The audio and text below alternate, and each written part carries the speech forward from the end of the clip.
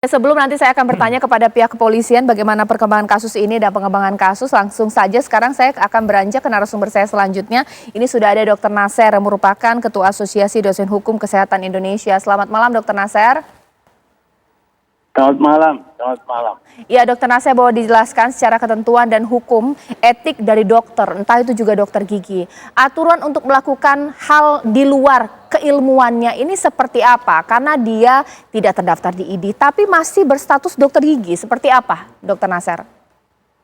Iya, terima kasih. Sebelumnya salam untuk sahabat saya, Pak Reza.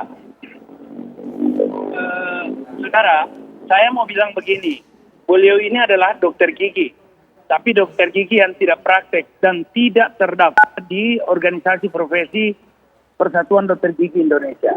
Jangankan ID, PDGI pun dia tidak tercatat. Kalau ID kan tentu tidak, karena dia bukan dokter. Itu pertama. Yang kedua,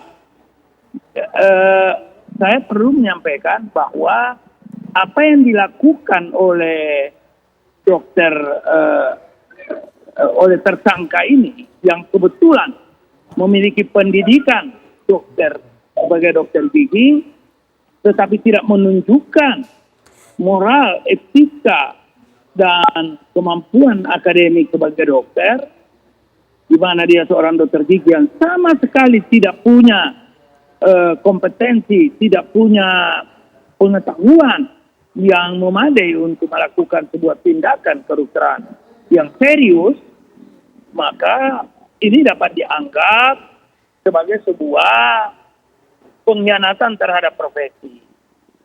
Persoalannya adalah, persoalan besar di sini, ini kita sudah benar. Polisi kita sudah sigap. Terima kasih, Bapak Polisi. Tapi, hal-hal seperti ini sangat banyak terjadi. Ini bukan terjadi satu atau dua kali. Di dalam awal tahun ini saja, sudah ada 6 kasus terjadi di 6 kota yang berbeda.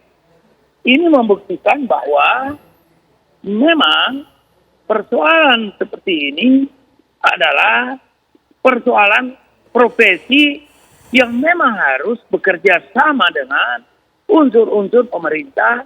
Dalam hal ini adalah pemerintah daerah. Oleh karena itu, Bapak sekalian, ini menunjukkan pada kita bahwa seorang dokter dalam melaksanakan tugas-tugas profesinya, dia tetap harus diawasi. Dan kalau pengawasan itu dilakukan oleh pemerintah daerah, oleh pemerintah pusat apalagi, itu sesuatu hal yang tidak hampir tidak mungkin. Karena keterbatasan jumlah personil, keterbatasan jangkauan daripada dinas kesehatan, sehingga tidak mungkin dapat melakukan pengawasan yang efektif terhadap praktek-praktek dokter di wilayahnya. Oke, ditahan dulu. Disinilah peranan, tinggal sedikit. Disinilah peranan organisasi profesi. Organisasi profesi lah yang paling bertanggung jawab terhadap kejadian-kejadian seperti ini, keadaan-keadaan seperti ini, di mana anggotanya melakukan hal-hal yang tercela dan pidana. Ini organisasi profesi. Jadi dapat dibayangkan kalau saya ingin menekankan bahwa RUU kesehatan yang sedang dibahas sekarang ini, di mana organisasi profesi itu dalam kaitan dengan pengawasan praktek anggotanya itu dikecilkan atau didiskreditkan, maka Baik. itu akan menjadi gambaran tamparan pada profesi pada saat-saat ke depan. Baik. Seperti itu, Bu. Terima kasih Dr. Nasser atas waktunya.